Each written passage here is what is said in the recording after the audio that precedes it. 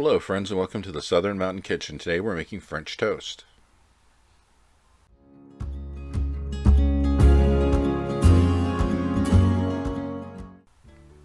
So basically what we're going to do to coat our French toast is make a mix that's like a custard.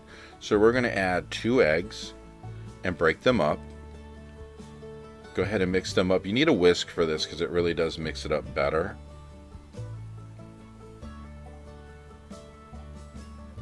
Once you get them broken up, we're going to add in 3/4 cup of either heavy cream or milk. This is your choice, whichever you want to use, whichever you have.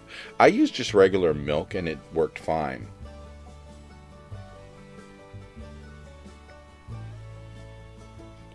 So to this we're adding a pinch of salt. Make sure you mix this up afterwards, that way we can get the salt incorporated into the mixture. And then we are going to add 1 tablespoon of vanilla. And again, stir that through, make sure everything is totally mixed together.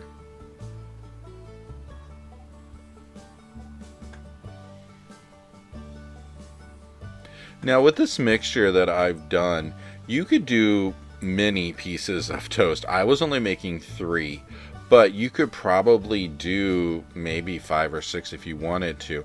So what you want to do with your bread is make sure that you've left it out on the counter for a while, so that way it kind of starts to harden a little bit, because that makes it better to stand up to making French toast.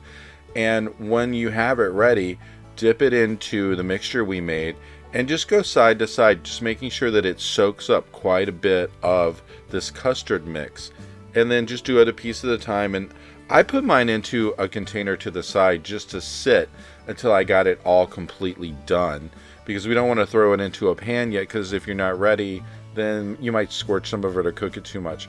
So we're going to heat up a pan on our stove to at least medium heat, maybe just a little higher depending on how hot your stove gets. We don't want this on high because we don't want to scorch the toast as it's cooking. So in this pan we're going to add some butter.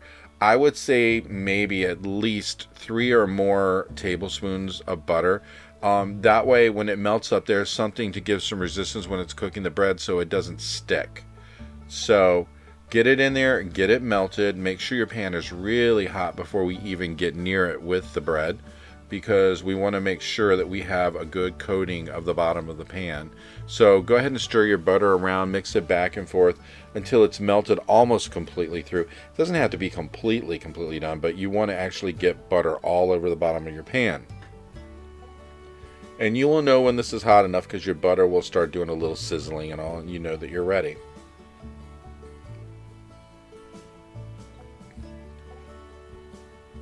So keep stirring your butter around until you're ready. As you can see, my pan is starting to steam, so I know I am up to temperature at this point.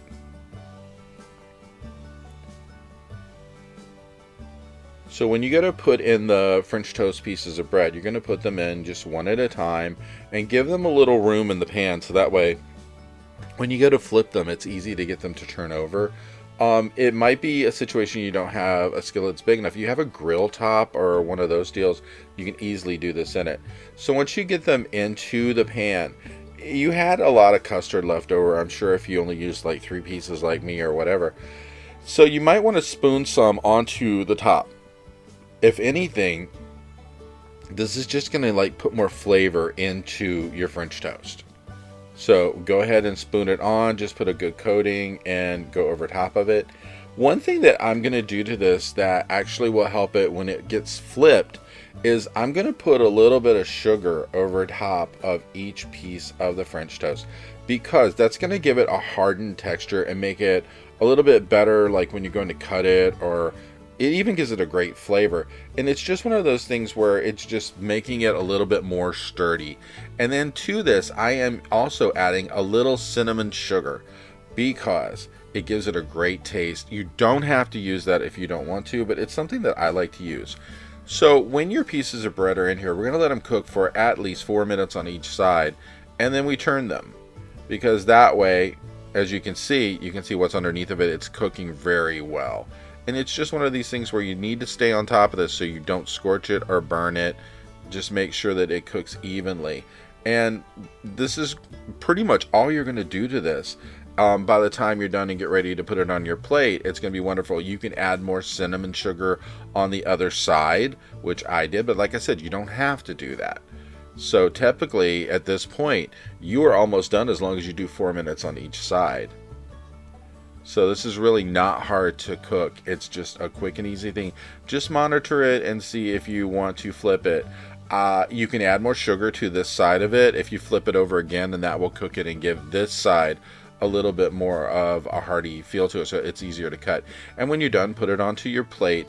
And when you do this, I always add butter to the top of it because I like that.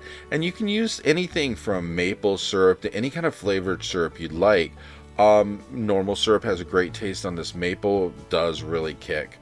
So, and just make sure you have a decent amount of butter on it before you put on the syrup, and you're going to get something like this.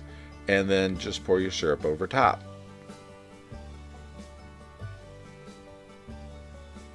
And I always put a decent amount of syrup on this because it's just so flavorful. It's wonderful to eat.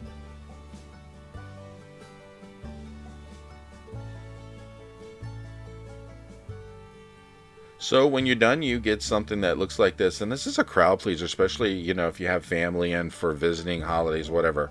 I hope you liked this video. If you did, please like and subscribe. And if you get a chance, please check out my cookbook, which is available on Amazon and in bookstores worldwide. Have a great day.